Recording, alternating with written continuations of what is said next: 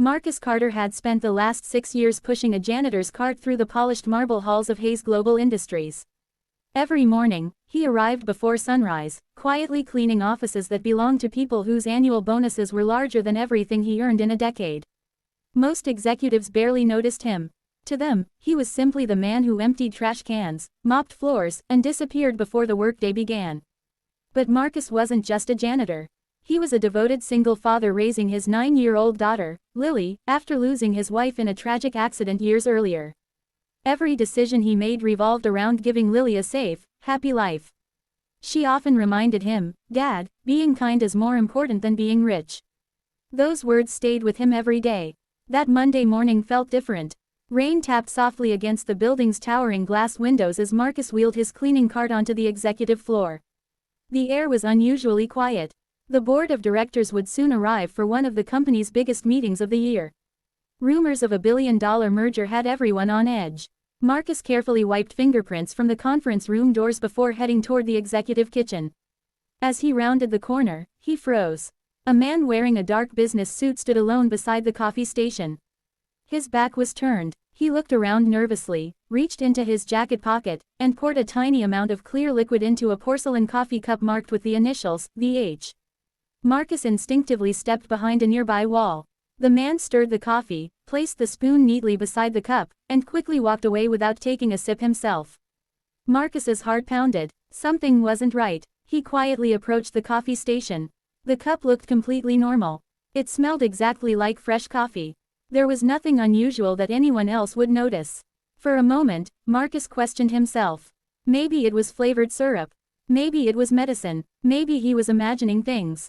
But then he remembered the man's anxious expression and the way he kept checking the hallway before pouring the liquid. Marcus looked toward the conference room.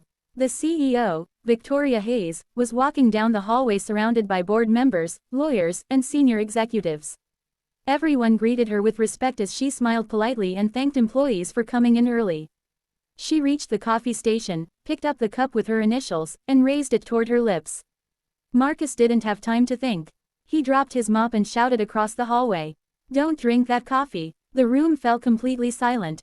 Every head turned toward him. Victoria stopped inches before taking her first sip. 2 security guards rushed toward Marcus, grabbing his arms before he could explain. "What are you doing?" one guard barked. Executives stared at him with anger and disbelief.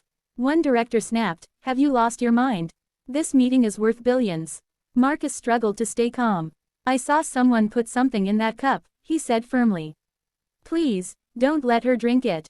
Some people laughed. Others demanded he be removed immediately. Victoria looked from the trembling janitor to the untouched cup in her hand. For reasons she couldn't explain, she hesitated. Then she quietly placed the coffee back on the counter. "Test it," she ordered. The room erupted into confused whispers. No one realized that the next few minutes would uncover a secret buried for 7 long years, and change Marcus Carter's life forever. The conference room remained silent as the untouched coffee cup was carefully sealed inside an evidence bag. Victoria Hayes stood with her arms folded, watching every movement. The executives who had mocked Marcus only moments earlier now exchanged nervous glances. Marcus remained beside 2 security guards, his hands still restrained behind his back. "I told you," he said quietly. "I wasn't trying to interrupt your meeting. I was trying to save your life."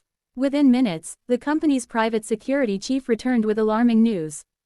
"The laboratory detected a highly toxic chemical in the coffee," he announced. A single sip could have caused cardiac arrest within minutes. The room fell into stunned silence. One executive slowly lowered his head. Another sank into a chair, unable to speak. Victoria looked directly at Marcus. "Release him," she ordered.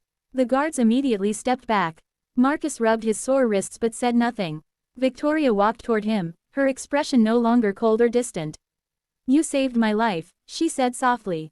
"Thank you." Marcus nodded. "I only did what anyone should do." Most people returned to the boardroom, but Victoria asked Marcus to join her in her private office. For the first time in years, Marcus stepped inside the elegant room, not as a janitor, but as someone whose words truly mattered. Victoria poured 2 glasses of water instead of coffee. "I need to ask you something," she began. "How did you notice what everyone else missed?" Marcus hesitated. "I've been paying attention for a long time." Those words caught her attention. What do you mean? Marcus slowly removed an old leather keychain from his pocket. Attached to it was a faded company access card from 7 years earlier. Victoria stared at it. Her face suddenly changed. I remember those employee badges, she whispered. Marcus took a deep breath. I wasn't always a janitor. Victoria looked confused. I worked here 7 years ago as a financial compliance analyst. My job was to review contracts and internal reports. She searched his face, trying to remember. Then it hit her. You disappeared after the investigation. Marcus nodded. I discovered millions of dollars being moved through fake vendors. I reported everything to senior management. A week later, I was accused of leaking confidential information. Victoria's eyes widened. I was told you resigned. I didn't resign, Marcus replied. I was fired. My reputation was destroyed overnight. He looked down at the old access card. No company would hire me after that. His voice became quieter. The stress destroyed my family. My wife became seriously ill, and before she passed away, she made me promise I'd never stop fighting for the truth. I've been raising our daughter alone ever since. Victoria sat speechless. Everything she had believed about the old investigation suddenly began to crumble. Marcus looked directly into her eyes. I came back to this building as a janitor because nobody notices the janitor.